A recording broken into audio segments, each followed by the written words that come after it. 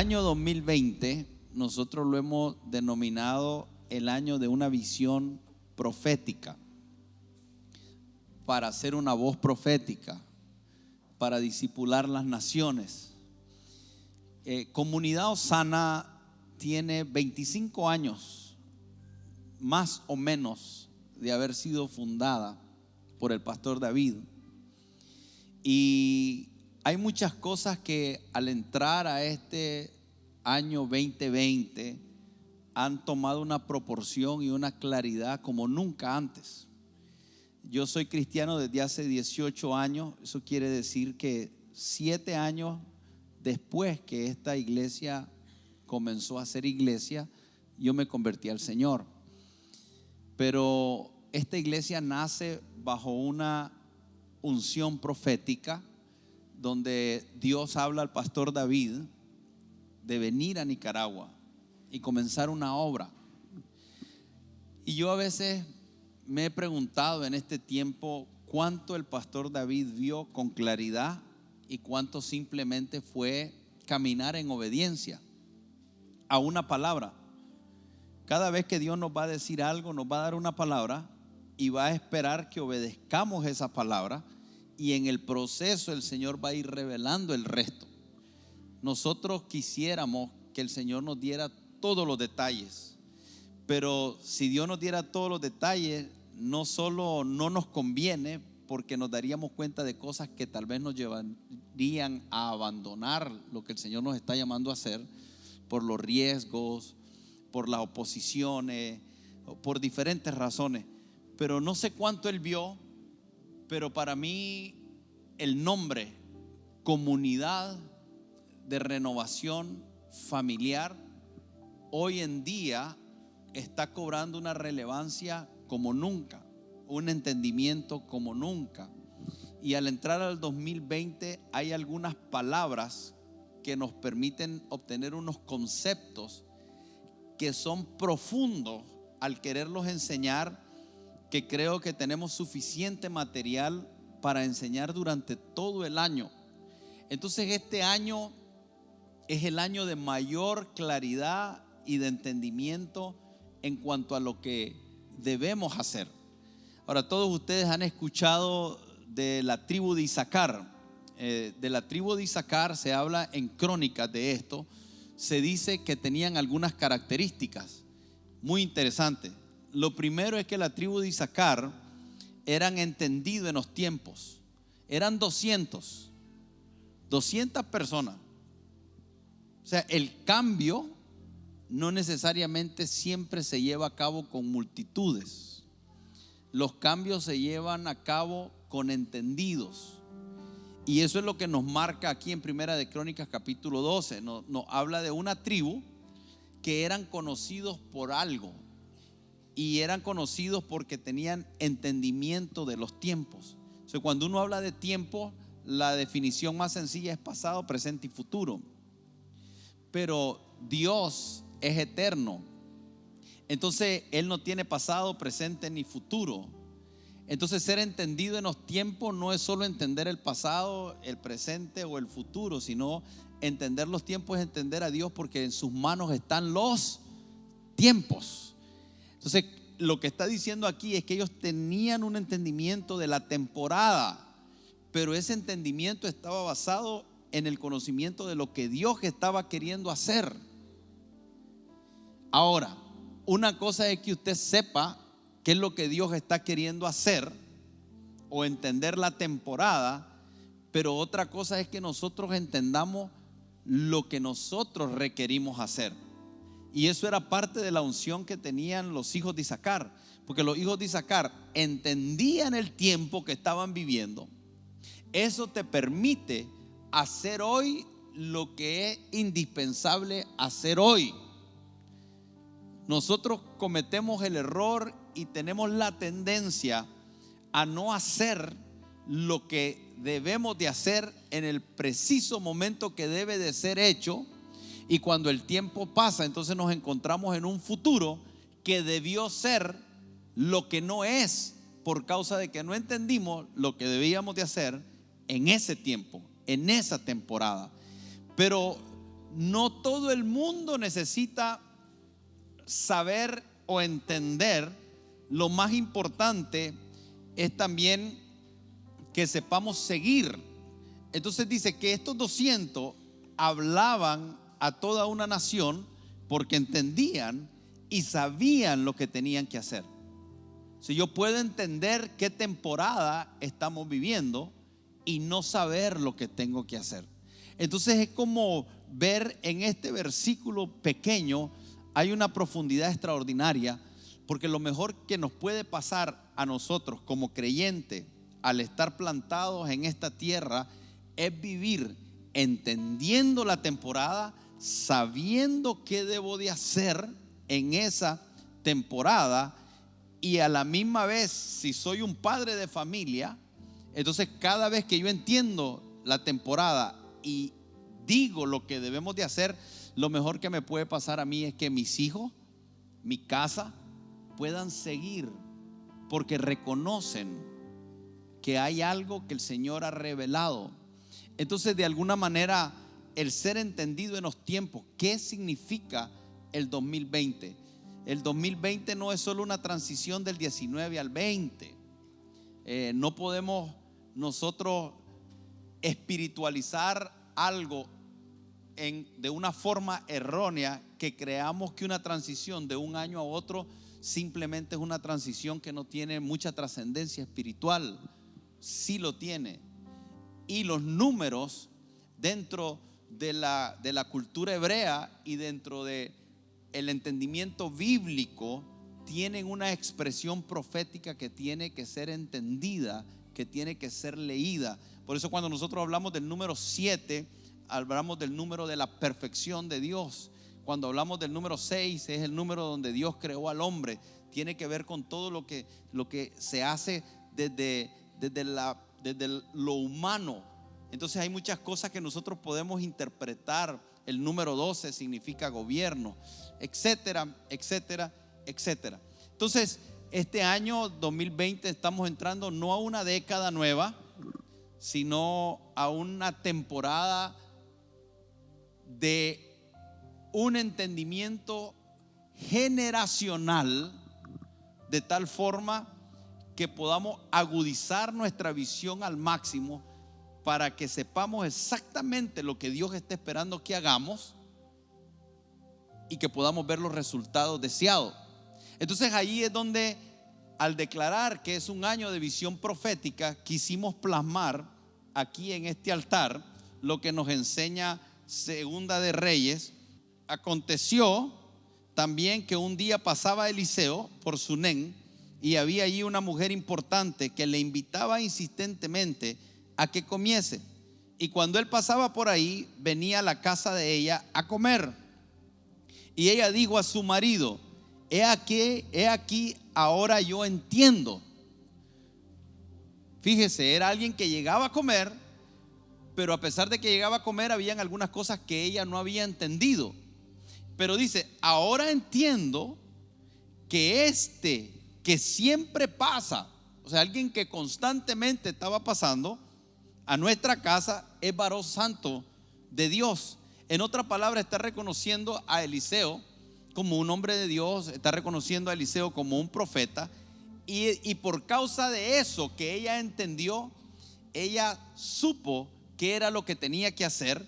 Y dice: yo te ruego que hagamos un pequeño aposento de paredes y pongamos ahí cama, mesa, silla y candelero, para que cuando él viniere a nosotros se quede ahí. Entonces ella está pasando de un entendimiento de visitación a un entendimiento de habitación. Son dos cosas diferentes. La visitación y la habitación son dos cosas totalmente diferentes. Nosotros pudiéramos tener una visitación del Espíritu Santo. Somos templo del Espíritu Santo.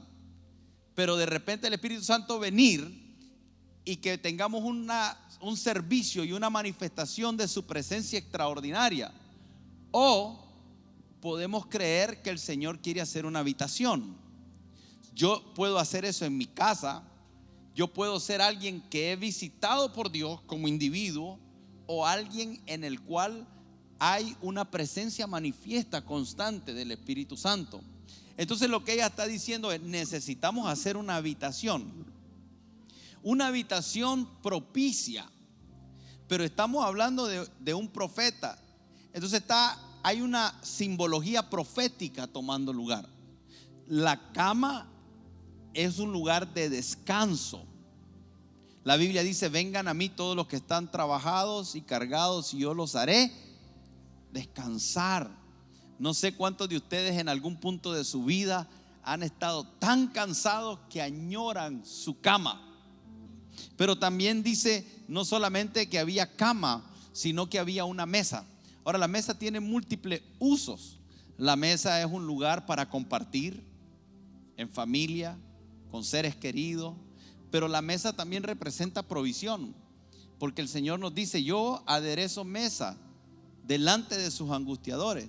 O sea, nuestro Padre prepara una mesa para nosotros, y la mesa representa provisión, aquello que Dios quiere darnos para suplir todas nuestras necesidades. Entonces dice: vamos a poner una mesa, pero también vamos a poner una silla.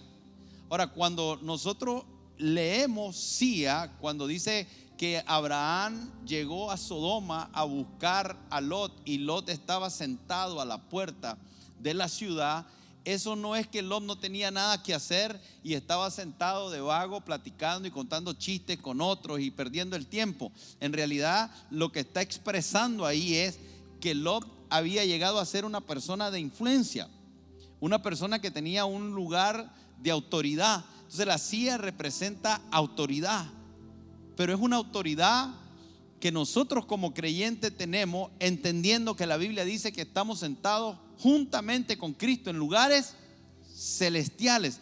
Entonces la silla representa una autoridad, pero es un lugar de gobierno, es un lugar para gobernar.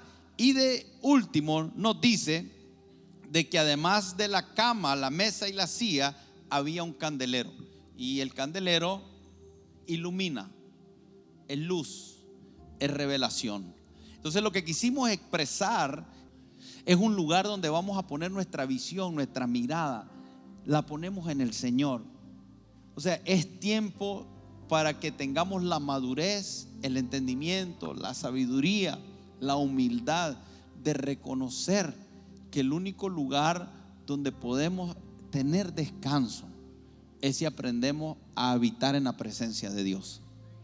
Para que todo esto que estamos hablando, que tiene una profundidad muy grande y que nos llevaría tal vez horas ir detalle tras detalle, podamos entrar al 2020 viendo correctamente. Amén. Y por otro lado, algunas palabras que son importantes que van a ser como una guía durante este año. Lo primero que acabamos de hablar es de ese ambiente profético, una visión profética. Segundo, tiene que ver con una pertenencia, un sentido de pertenencia, y lo vamos a explicar ahorita también. Los 5 ministerios, ¿por qué? ¿Para qué? ¿Por qué son tan necesarios? ¿De qué se trata? Y qué efecto puede tener en la vida mía. Intimidad, que tiene que ver con la parte donde estamos hablando de pasar tiempo con el Señor, discipular naciones e influencia. Entonces, con estas 5 palabras vamos a hacer como un panorama de lo que creemos que el Señor nos está introduciendo a un tiempo de mayor claridad como congregación. 25 años como comunidad de renovación familiar, pero creo que el nivel más alto de claridad del propósito y de la obra del ministerio que el Señor quiere hacer con nosotros. Cuando estábamos estudiando la palabra visión, algo que fue interesante para mí es que lo primero que se me vino era pensar en mi visión natural, en mis ojos. Y al profundizar un poco sobre esto me di cuenta de que los ojos lo que hacen es solamente captar imágenes que envían al cerebro para que éste pueda interpretar el entorno. Y un elemento que es clave para que esto acontezca es la luz. Y recordé que en una noche que me quedé estudiando, estaba con la luz de la sala, pero cuando me iba a acostar entré al cuarto, todo estaba oscuro y no podía ver nada. Pero ya cuando me estaba recostando en la cama, de pronto empecé a ver con una luz tenue, pero empecé a ver y me di cuenta que había algo que estaba generando luz y era la lucecita pequeña del reloj, de la alarma. Y para mí fue interesante y dije, ve, esa pequeña luz me permite ver el cuarto en cierta manera. Y eso es en lo natural, pero cuando nosotros hablamos de la visión profética, nos vamos a dar cuenta que tiene que ver con poder entender, con poder visionar, con poder ver los planes de Dios para nuestra vida. Y así como en la visión natural se requiere de un elemento clave que es la luz, en la visión profética, la visión espiritual, nosotros vamos a requerir de Jesús, de tener una relación con Él, porque Él en Juan 8 nos dice que Él es la luz del mundo. Entonces nosotros empezamos a ver esta visión natural, que cuando usted va donde un médico especialista le va a decir que una visión 20/20 es una visión perfecta, nosotros sentimos en el corazón que este es un año donde Dios nos está habilitando para que nosotros podamos tener una visión perfecta, pero una visión espiritual. Ahora, a manera personal, este tema de la visión siempre fue difícil para mí, porque yo lo interpretaba de una forma personal, mi visión. Y entonces yo, por más que me esforzaba, no podía ver todo lo que quería ver. Y cuando yo interpreté a Habacuc, pon tu visión en tabla, interpreté que era mi visión. Pero poco a poco he venido dándome cuenta que Dios tiene un propósito eterno y que yo juego un papel en ese propósito eterno y que yo necesito ver cuál es mi papel en Dios en ese propósito. Esa es la visión que Dios tiene para mí, la cual necesito capturar, como decía el pastor Arsenio, con la tsunamita que logró ver que era necesario abrirle un espacio al profeta. Versículos adelante, el hijo de la tsunamita muere. Y adivinen a dónde lleva ella el hijo una vez que muere. Exactamente a la habitación que ella le había preparado al profeta. Después llega el profeta, ora por el niño se levanta, pero es impresionante cómo el ámbito generado por capturar la visión de Dios puede preservar a nuestra familia, a nuestra generación. Y muchas veces yo estaba buscando algo en mí y no es en mí, es en Él. Es ir a la presencia, en la intimidad, en el secreto. Yo le decía a alguien ayer, el secreto de todo esto es el secreto. Es ir ahí a la intimidad donde nadie está con nosotros más que el Señor y le pedimos al Señor, queremos ver lo que tú tienes para mí. Perdón, en ese entendimiento las cosas son diferentes. No es cuánto me esfuerzo por ver, es cuánto me conecto para ver.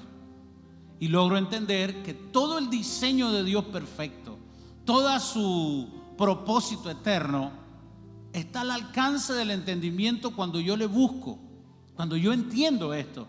Pero me voy a quedar maravillado con todo el despliegue que Dios tiene.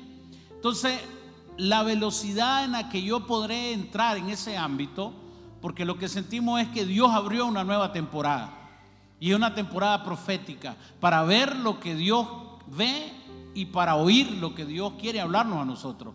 Y eso va a proteger nuestra vida, va a proteger a nuestra generación, pero no va a ser intencionales, puntuales, personas que no damos tanta vuelta en una cosa, sino que el Señor nos va a guiar y seremos fructíferos. Algo que uno puede ver en esta historia que me llama mucho la atención es el entendimiento que obtuvo esta mujer, porque realmente lo que hace esta mujer es hacer una transición de algo temporal, de una presencia que podía llegar como una visitación, a una presencia que llegara ya en un diseño de habitación, que permaneciera. Y creo que en este año, si hay algo que tiene que ver con nuestro diseño, con nuestra visión, tiene que ver con ser intencionales. Hace una semana estuvimos también enseñando acerca de escoger la mejor parte, escoger ese momento especial donde nosotros podamos tener una habitación, un tiempo de permanencia con el Señor, porque en ese tiempo Dios va a revelar. Y es interesante ver que todo lo que esta mujer hizo, hablando con su esposo, preparando la habitación, fue la antesala, fue la plataforma para que cuando llegara el tiempo de dificultad, para que cuando llegara el tiempo de crisis, ellos pudieran tener una respuesta de Dios. Visión profética tiene que ver con ver lo que Dios está viendo. Yo creo que si hay algo que va a ser determinante en este año, es que nuestra visión no se ajuste a las circunstancias naturales. Muchas veces nos dejamos llevar por las circunstancias naturales, muchas veces nos dejamos llevar por las limitaciones, muchas veces nos dejamos llevar por lo que no podemos. Pero una visión profética es que nuestra visión, nuestros ojos espirituales comiencen a ver como Dios ve. Y cuando eso pasa, nuestra vida se pone por encima de las circunstancias y las vamos a poder dominar. Lo que acabamos de decir ahorita mismo es que, número uno, la visión no sale de un deseo personal. La visión tiene como fuente a Dios y Él es el que nos la revela. Entonces hay una diferencia entre propósito y visión. El propósito es la razón original por la que algo fue creado. Usted y yo tenemos un propósito, pero la visión tiene que ver con la capacidad que usted tenga de ver lo que Dios creó con la intención original que Él lo creó, y que en base a eso usted determine el rumbo de su vida.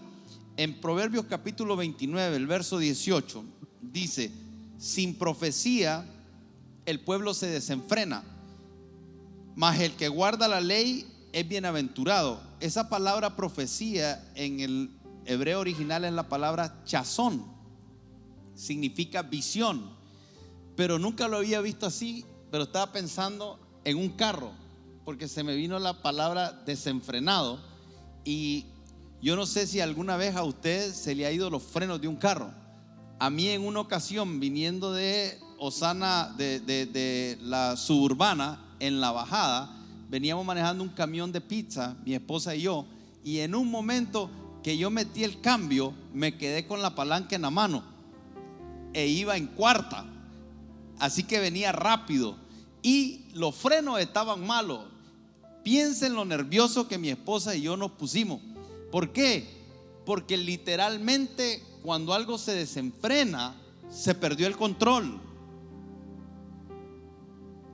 Una vida sin visión es una vida sin ningún control. Es como manejar un carro a alta velocidad, que cuando las cosas vienen en el camino simplemente tenés que reaccionar. Tú no controlas dónde acabas. El carro va a alta velocidad, va manejando, no lo puedes detener porque está desenfrenado. Pero además de eso, en el camino te van a salir muchas cosas y entonces vamos a dar vuelta improvisando.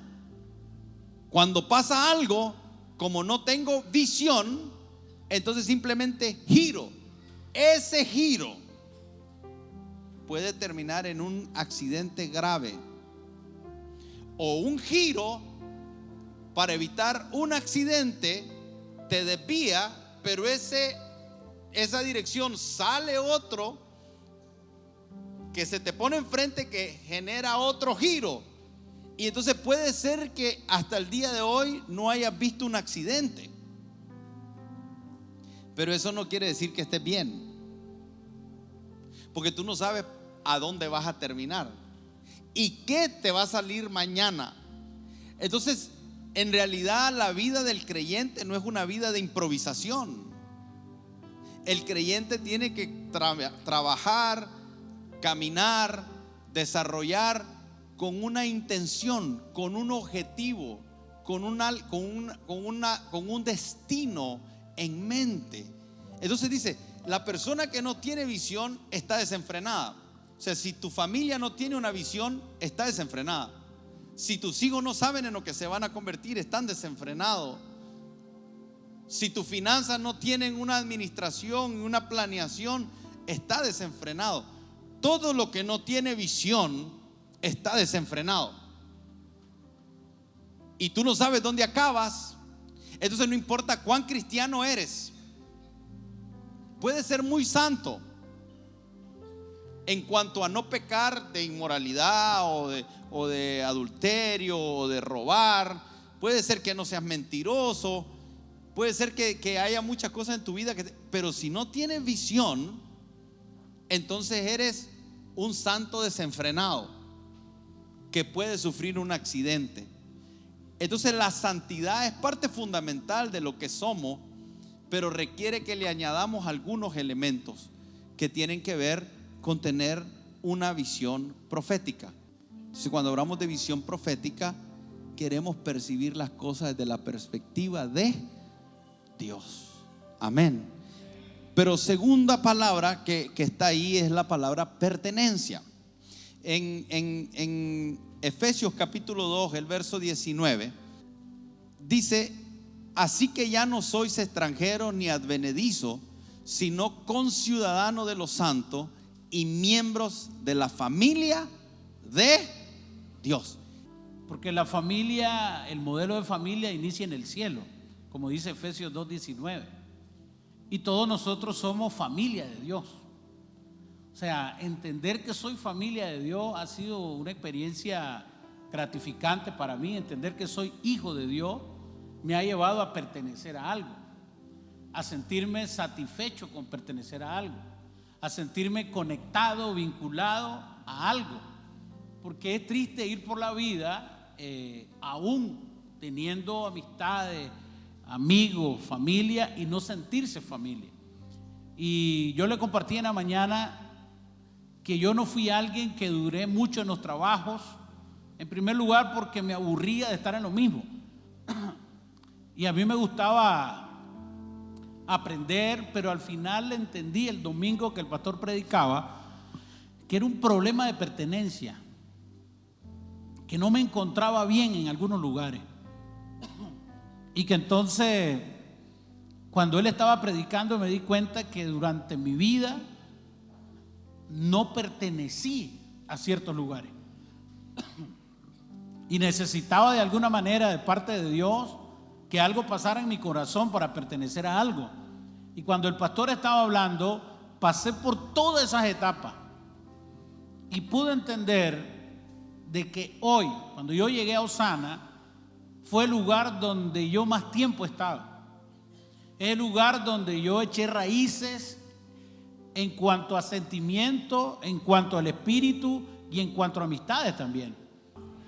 Y una de las características que creo que Dios tiene en Comunidad de Renovación Familiar es que nos sentimos amados, nos sentimos integrados, valorados. Y yo empecé a entender que pertenecía a algo, y eso me llevó a mí a un entendimiento que este es mi lugar y que Dios me puso en este lugar, y con las personas que Dios puso en este lugar.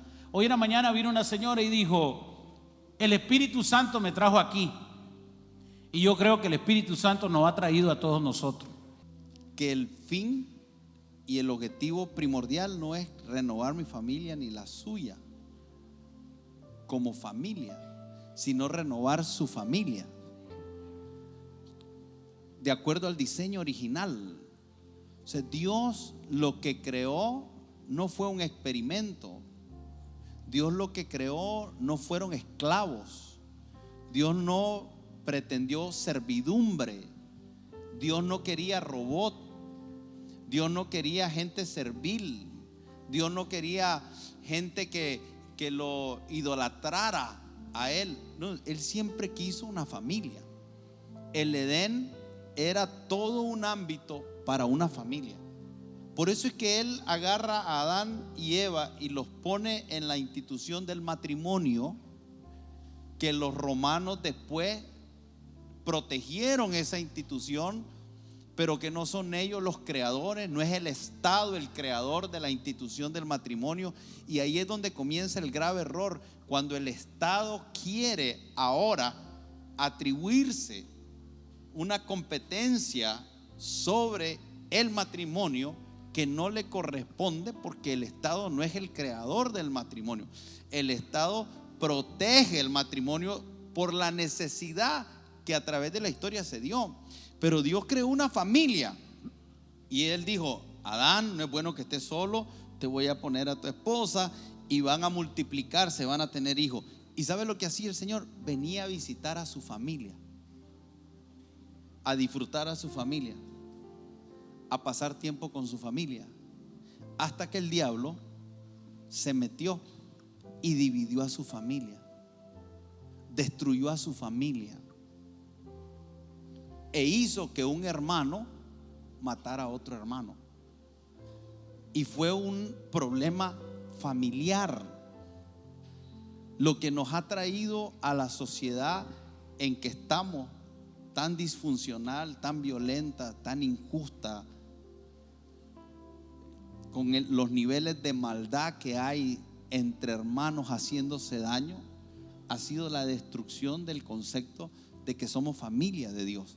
Entonces, cuando hablamos de evangelio, cuando hablamos de salvación, cuando hablamos de iglesia, cuando hablamos de cuerpo de Cristo, lo que estamos hablando es del deseo de Dios de volver al original, a que seamos familia. Entonces hoy nosotros hemos sido restaurados como familia de forma individual, pero esa no es la meta.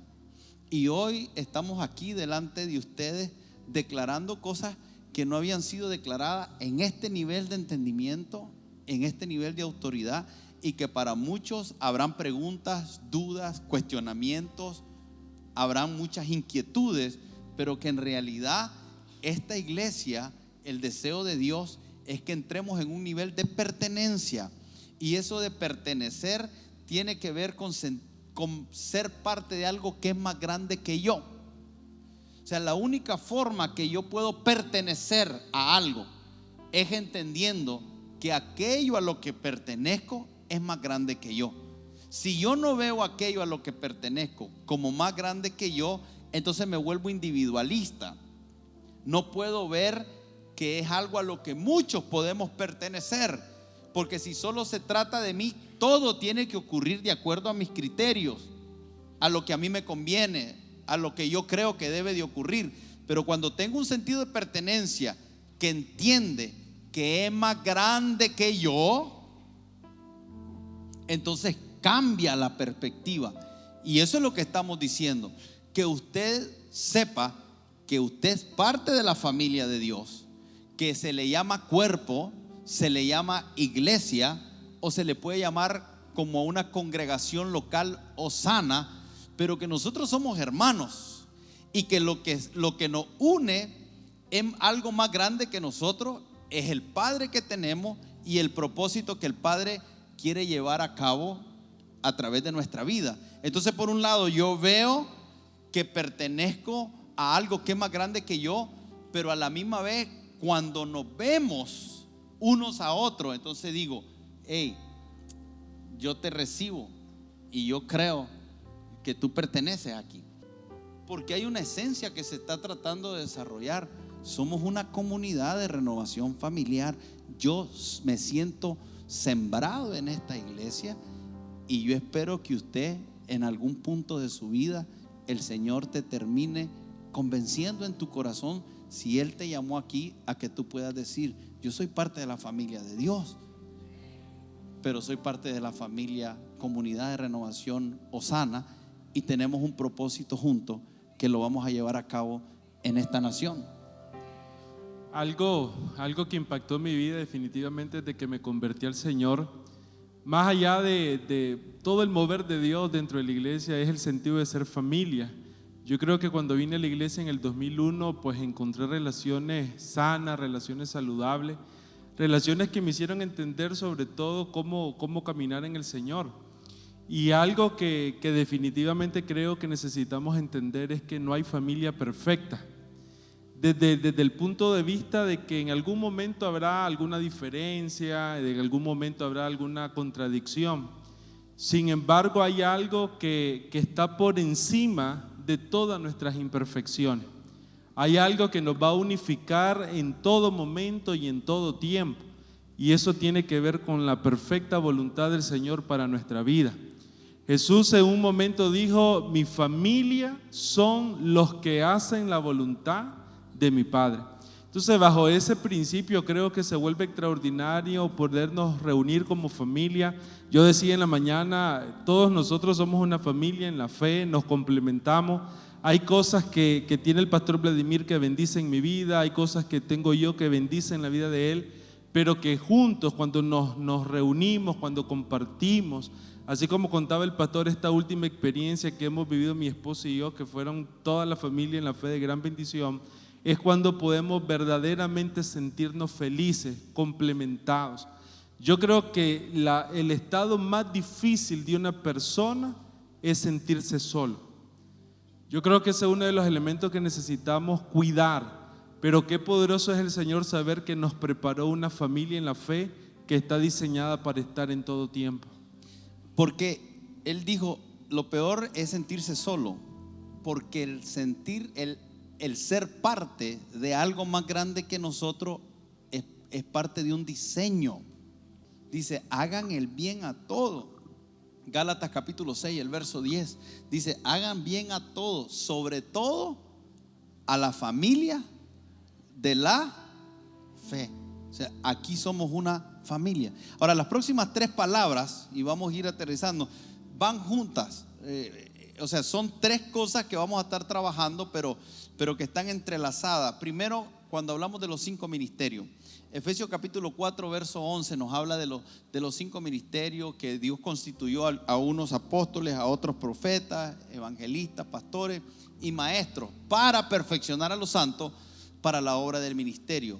Entonces estamos hablando de una función más que un título, más que un privilegio, una responsabilidad, más que un asunto que me bendiga a mí, que sea de bendición a la gente. Entonces, cuando hablamos de los 5 ministerios, estamos hablando de 5 gracias que estaban en Jesús, porque en Jesús está toda la plenitud. Amén.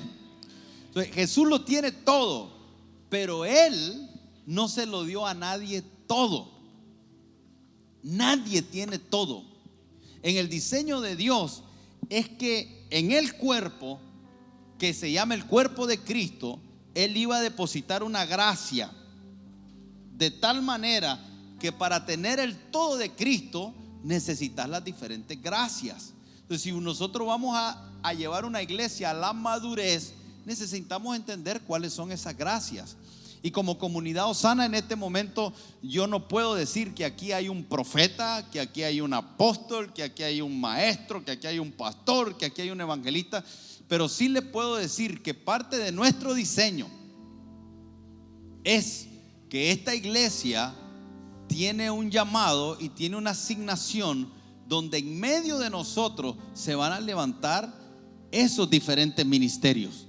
Y se van a levantar no para levantar al hombre, se van a levantar porque es una necesidad para nosotros, porque el cuerpo se nutre, se perfecciona, se lleva a la madurez, se protege de los estratagemas de hombres, de los engaños, de las artimañas, cuando tenemos esa gracia fluyendo de tal manera que la gente puede llegar a la estatura del varón perfecto que es Cristo.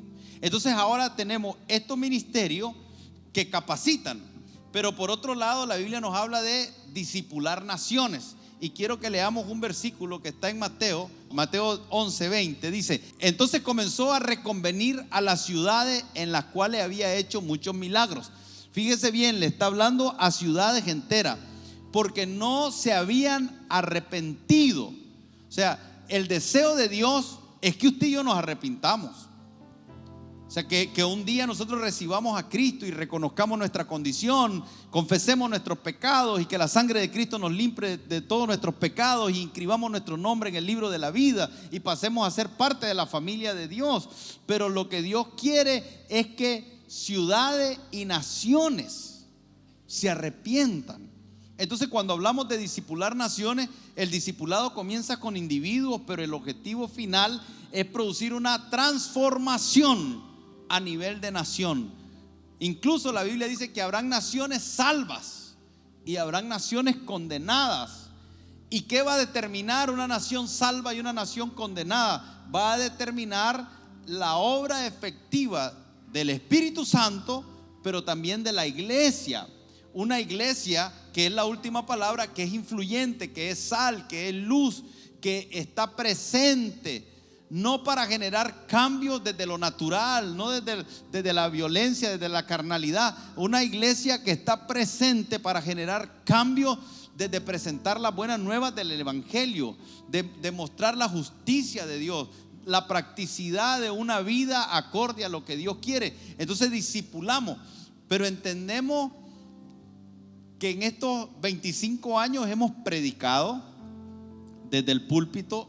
Hicimos todas las escuelas: escuela de nuevos creyentes, escuela de para padres, escuela ministerial, escuela para hijos, educación emocional, el Joseph Business School, el CCLH, Centro de Capacitación de Liderazgo, el B, que es una escuela técnica de bíblica. Entonces comenzamos a ver y dijimos nosotros: necesitamos hacer que Osana sea un centro de capacitaciones, que la gente cuando venga aquí entre a este templo, si no va a crecer, no sea porque nosotros no hicimos nuestra parte.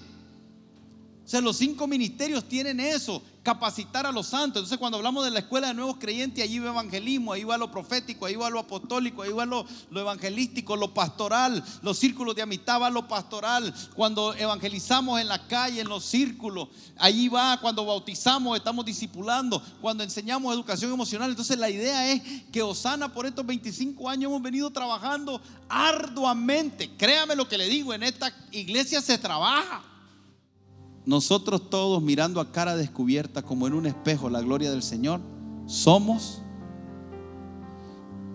La transformación nuestra no va a venir, los cambios internos en el carácter no van a venir porque sepamos mucho aquí. Van a venir porque tengamos intimidad con el Señor. Una de las definiciones de la palabra discípulo es alumno, pero también hace un énfasis a alguien que quiere aprender.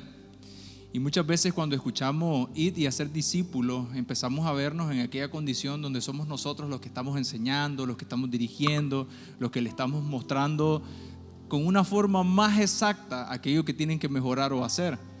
Pero tal vez muy pocas veces nos tomamos el tiempo para empezar a vernos a nosotros como discípulos. Es decir, nos vemos muchas veces discipulando a alguien, pero no en la condición de discípulo. Y algo que creo que el Señor está hablando muy fuerte al cierre del año pasado y lo que va a hacer este año, es que nosotros necesitamos ir y tomar ese tiempo para ser discípulos del Señor en la intimidad, poder recibir la afirmación de parte de Él, pero también que nos muestre aquellas cosas que necesitamos cambiar, que necesitamos mejorar, porque creo que de ese ámbito es que el Señor nos va a dar una gracia para que nos podamos presentar en algunos lugares. Y más que pensar en enseñarle algo, entonces nosotros podamos entender que vamos a estar ahí para poder impartir de lo que nosotros ya hemos logrado, de lo que ya hemos recibido, de lo que ya hemos conquistado.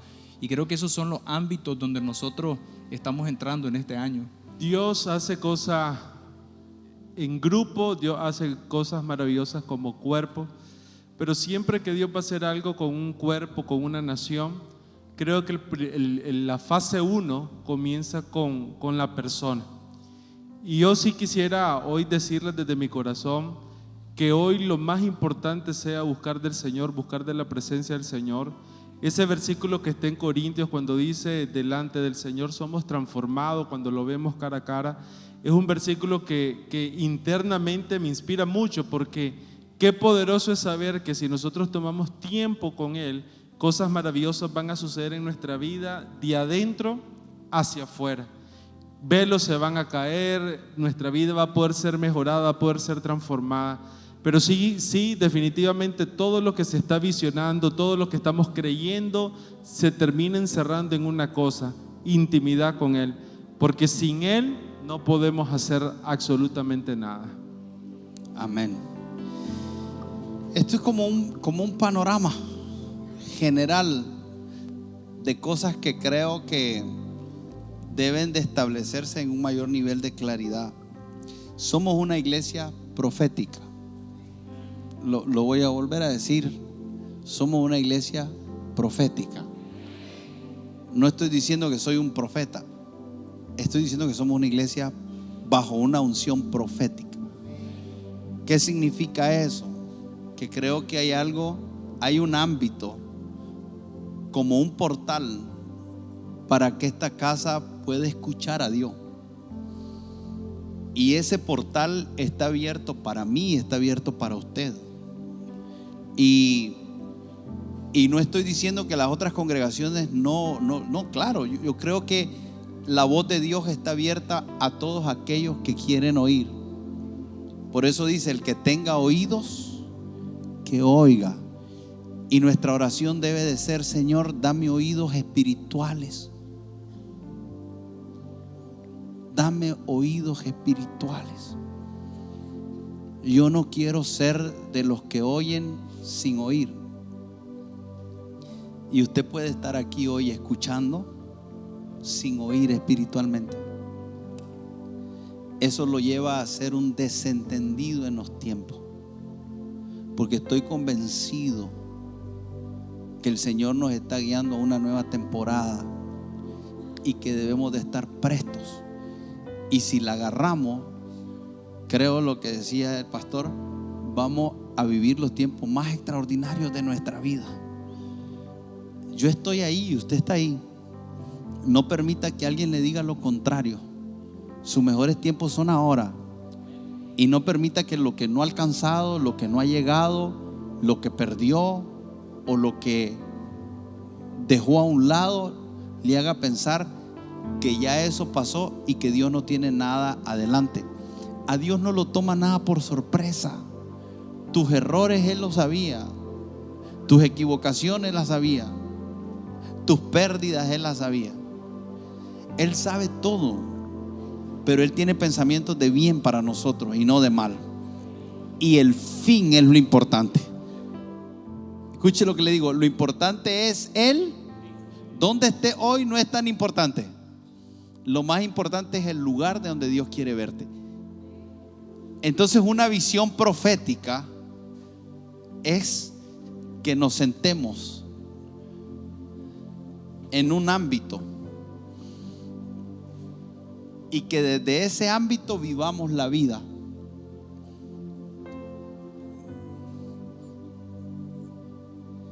Que usted se introduzca a un ámbito, que cuando usted necesite ejercer autoridad, usted sepa que cuando usted requiere descanso, usted sepa que hay un lugar de descanso. Está buena la cama.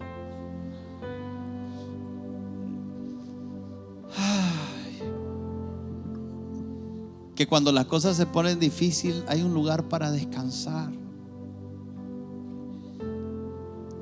Todo tiene su tiempo en la vida. Hay tiempo de trabajar, hay tiempo de descansar, hay tiempo para llorar, hay tiempo para reír.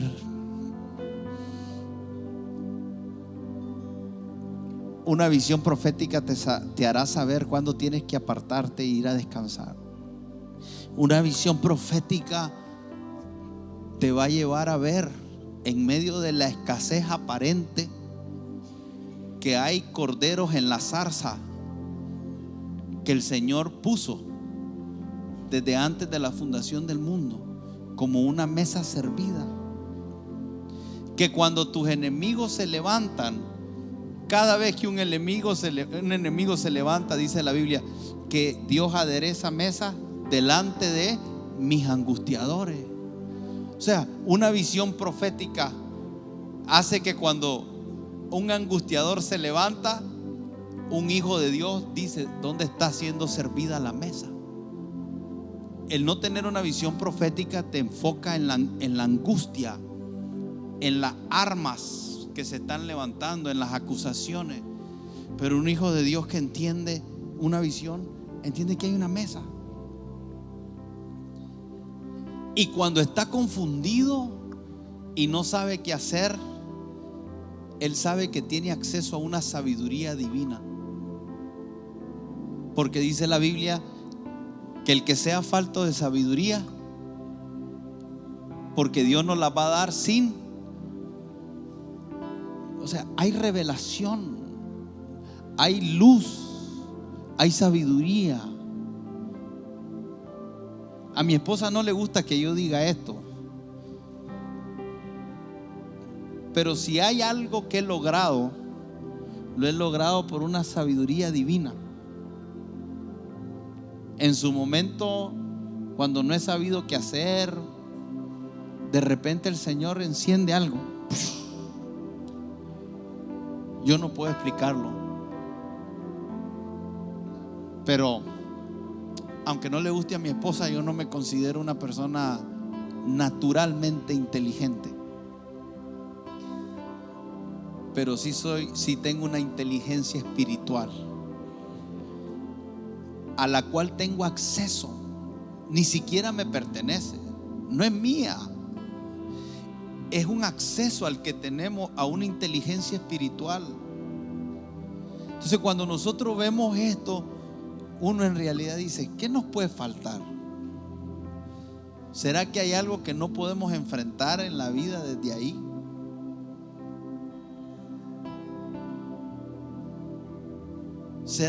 ¿Será que hay algo en la vida que desde ahí no lo podamos enfrentar?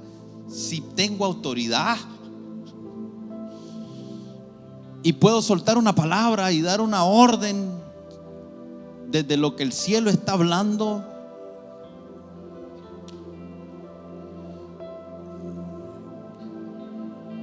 pero nada de eso está fuera de que usted tenga esa intimidad con el Espíritu Santo. La religión, si la has estado viviendo, ya no te sirve. Si hay alguien religioso aquí o ha estado viviendo una religión, ya nunca te sirvió y menos ahora. Si hay alguien que ha estado dependiendo de la unción de otra persona, ya no te va a servir. Si hay alguien que ha estado dependiendo de la oración de alguien más, ya no te va a servir. Si tu vida ha estado dependiendo de que otros te alimente a través de la predicación y tú no tomas responsabilidad de tu alimento espiritual, ya no te va a servir.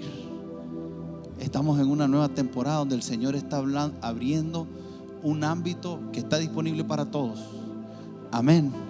Y yo le pido a Dios que mientras yo hablo, el Espíritu Santo, esta ilustración te jale y por lo menos te vayas de aquí con el deseo de decir: yo quiero experimentar eso, yo quiero vivir eso, yo quiero eso, yo lo quiero en mi casa, yo lo quiero en mi vida, donde quiera que yo esté.